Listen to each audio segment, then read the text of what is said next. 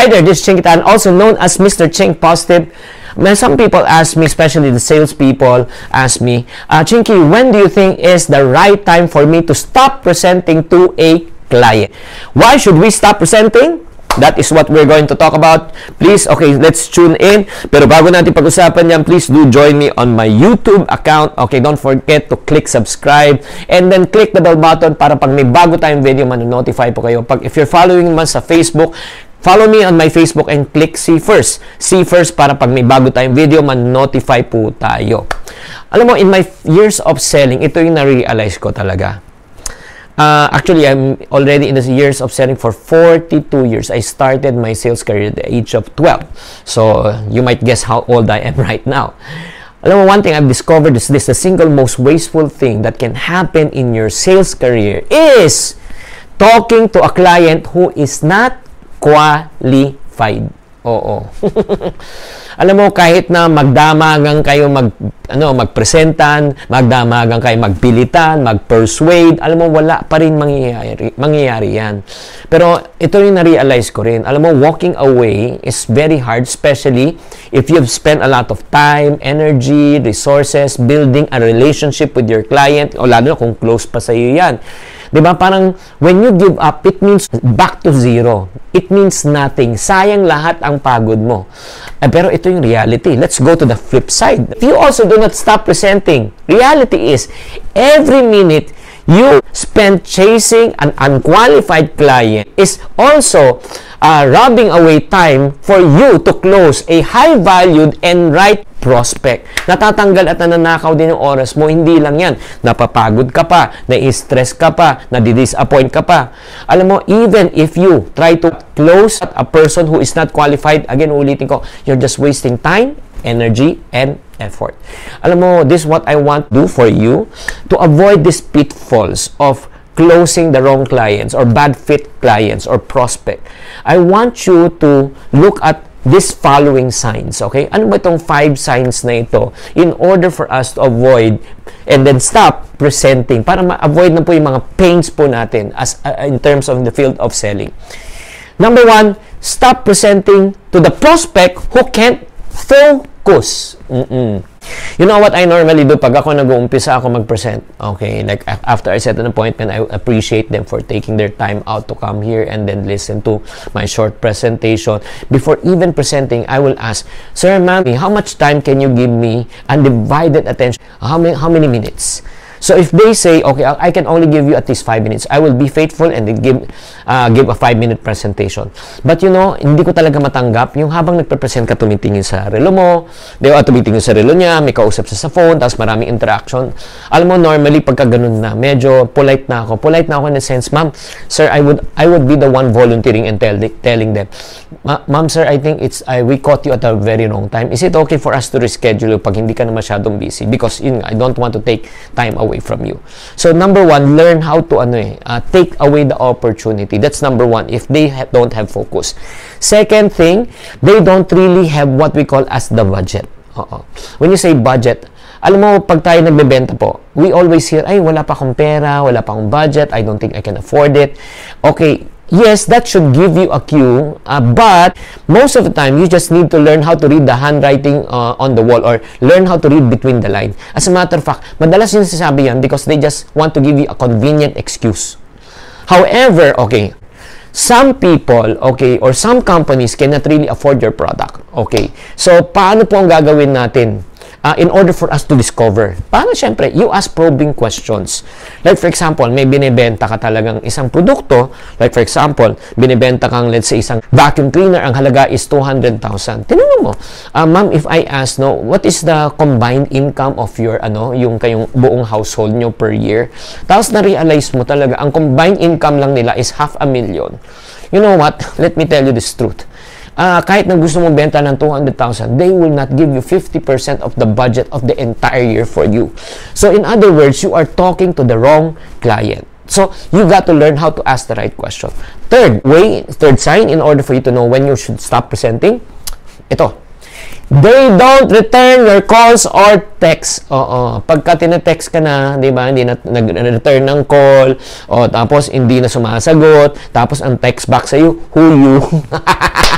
In other words, kailangan tumigil na po talaga tayo. Huwag na talaga tayong makulit.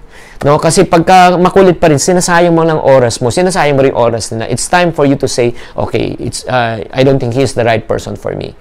Okay, and then another thing. Now, number 4 sign, if you are talking to the assistant and not to the decision maker, ay isa pa rin yan, syempre.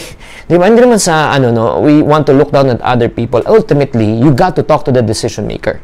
Kasi kung ang kausap mo, like for example, yung assistant lang, kahit mag-present ka, gustong-gusto niya yung value na ino-offer mo. Pero pag wala talaga siyang power and authority to make the decision, you are talking to the wrong person. Likewise, if you are presenting, like for example, an insurance product, or if not, an opportunity to earn, di ba? And then you're talking to a spouse, di ba, yung husband lang or wife. Alam mo, ultimately, they will tell you, ay nako, can I talk to my husband muna, or my wife? Yun yung problema. So if you are not talking to the decision maker, stop presenting and set another appointment. And last but not the least, 5th sign, na you should know when you should stop presenting already, if they don't see your value, the value of what you're offering. Or how would you know that they don't see the value? Alam mo ginagawa niya, they keep on making excuses. Ang dami na namang excuses, no? They keep kasi wala akong pera, kasi wala akong time Alam mo, kailangan natin malaman talaga when should we stop. Kasi if you don't learn how to stop, you know what? The single most wasteful thing, again, as I told you a moment ago, is to talk to someone who is not qualified. And if you keep on doing the same things over and over again, you will get the same result. The biggest mistake of people who are involved, especially, again, in the art of in selling, or in real estate, in insurance, in network marketing, direct selling, they don't even prioritize to learn the art of prospecting. Alam mo, if you learn the art of prospecting, you would be able to multiply your potential. My question to you right now is this: do you want to learn the art of prospecting? Yes? Do you want to create unlimited potential customers? Yes? Do you want to create or close more sales? If your answer is yes, yes, yes, I have a good news for you. I would like to invite you to join me in a very special and private session. I would like to share with you something that every sales people need to know.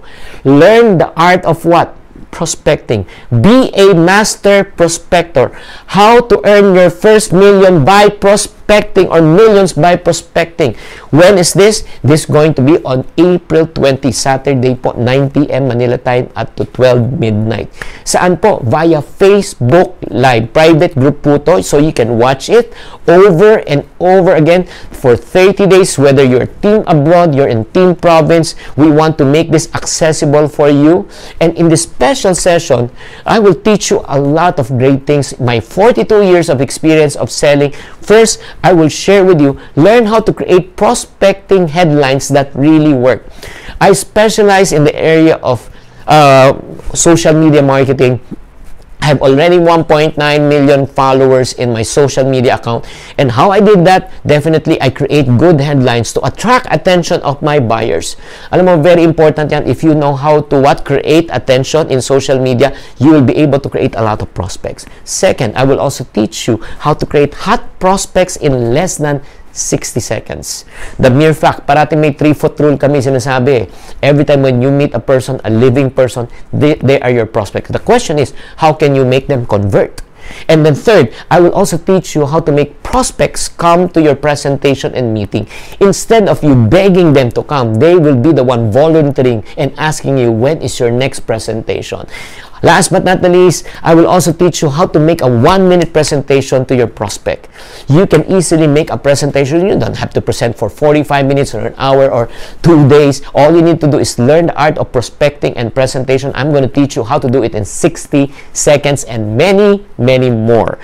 Yes, it's pretty exciting and I know it can really make an impact to you. And my question is probably right now, Chinkee, okay, I want to join. How much the investment? Baka masyado naman mataas ang presyo. The good good news is we want to make it affordable.